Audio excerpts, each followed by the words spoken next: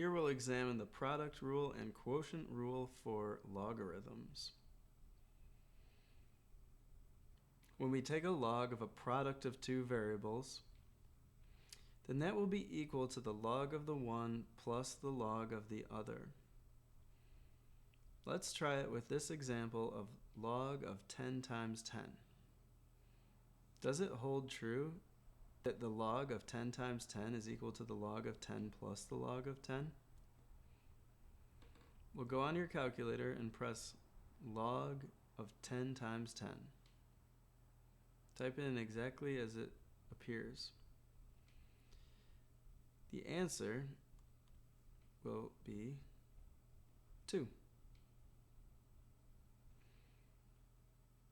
Now type in the log of 10.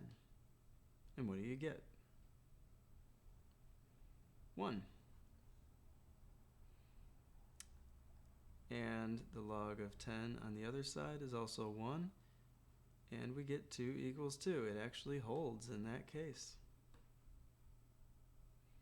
When we have a division in our log, the log of x over y is equal to the log of x minus the log of y.